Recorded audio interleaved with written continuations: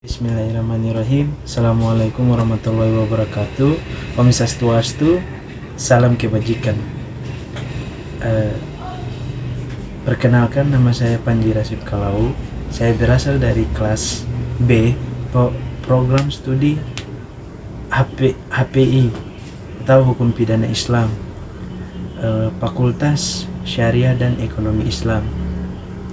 Baik, di sini saya akan memenuhi tugas sebagai nilai UTS yang telah diberikan oleh dosen penghimpun Pak Nur Salam MPD selaku dosen penghimpun mata kuliah Bahasa Indonesia.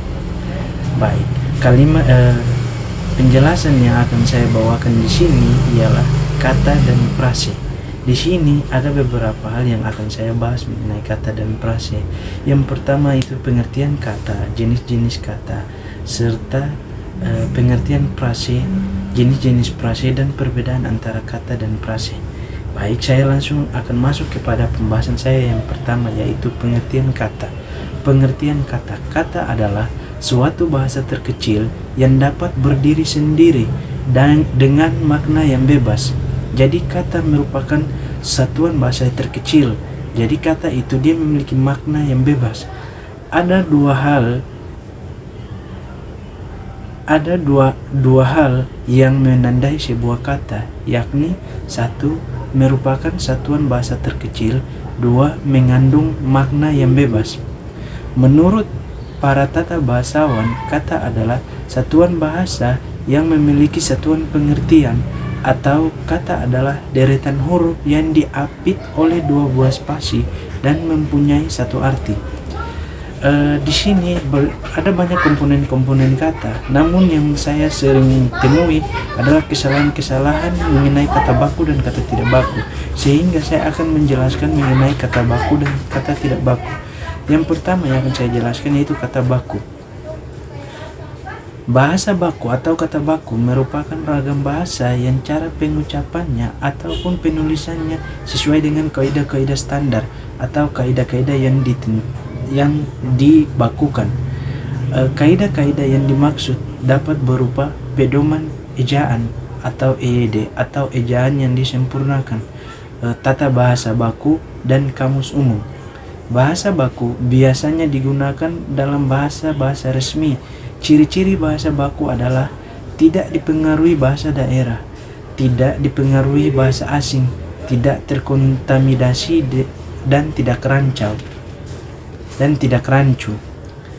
Bahasa tidak baku adalah ragam bahasa yang cara pengucapannya atau penulisannya tidak memenuhi kaidah-kaidah standar tersebut. Jadi bahasa baku dan itu berbanding terbalik dengan bahasa tidak baku. Contoh bahasa baku dan tidak baku. Untuk bahasa baku, saya, ibu bertemu. Kalau bahasa tidak baku atau yang tidak betul ialah saya yang ditambah dengan huruf H, nyokap yang bukan merupakan bahasa baku ditambah dengan yang terakhir itu ketemu. Baik, selanjutnya saya masuk kepada jenis-jenis kata.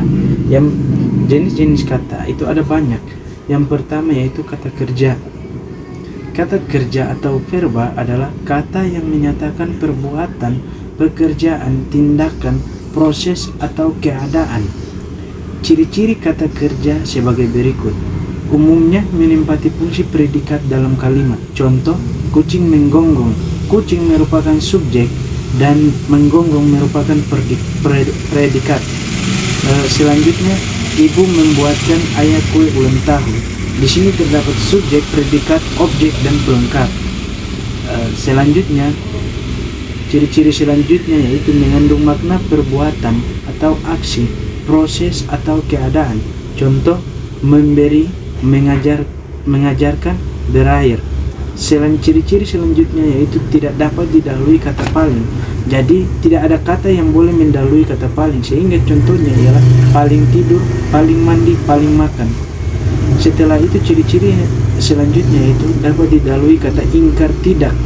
Artinya kata yang harus duluan ialah kata tidak, sehingga contohnya tidak belajar, tidak bekerja, tidak menolong.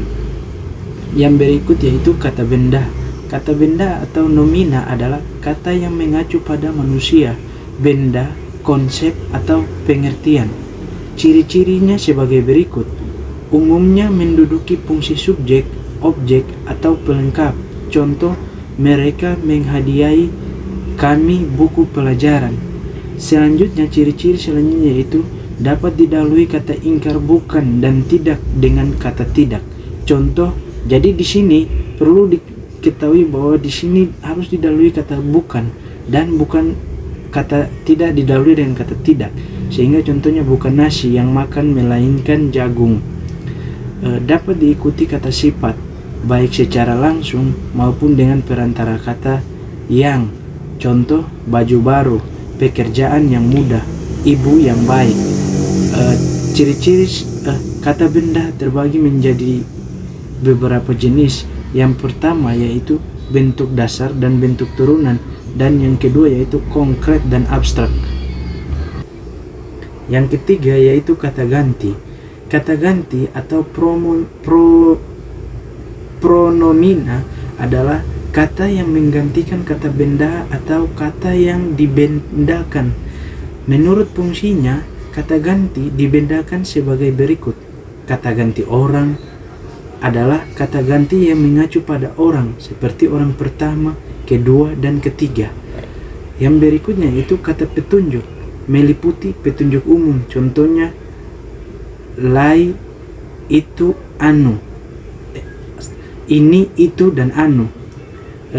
Selanjutnya yaitu petunjuk tempat. Contohnya, sini, situ, sana. Petunjuk ihwal. Contohnya, begitu, begini. Kata penanya. Kata penanya yang di sini yang dipakai adalah kata ganti yang dipakai untuk menandai suatu pertanyaan. Hanya ada dua unsur yang menandai kata tanya, yakni apa dan mana. Selanjutnya yaitu kata sifat. Kata sifat, pengertian kata sifat adalah kata yang dipakai untuk mengungkapkan sikap, sifat, atau keadaan orang, benda, atau binatang. Contohnya seperti orang itu sedang belajar. Selanjutnya yaitu kata keterangan.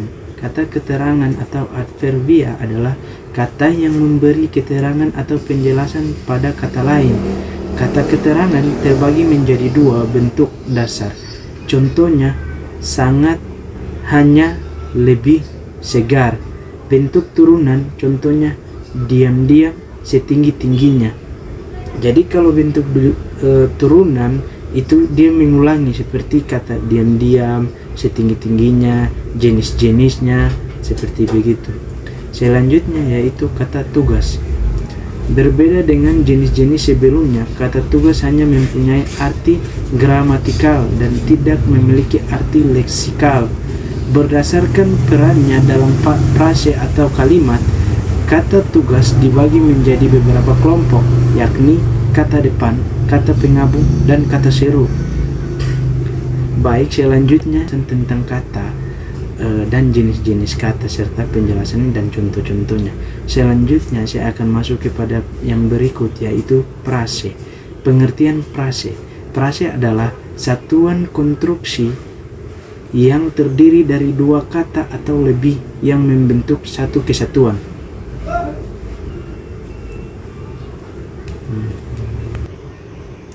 Contohnya, bayi sehat, pisang goreng, baru datang, dan sebagainya. Selanjutnya yaitu saya masuk pada jenis-jenis frase. Jenis-jenis frase di sini terbagi atas 4. Yang pertama yaitu frase eksosentris, adalah frase yang komponen-komponennya tidak mempunyai perilaku sintaksis yang sama dengan keseluruhannya. Jadi dia tidak mempunyai perilaku sintaksis yang sama dengan keseluruhannya. Yang berikut yaitu yang kedua, frase endosentris. Frase endosentris adalah frase yang salah satu unsur atau komponennya memiliki perilaku sintaksis yang sama dengan keseluruhannya.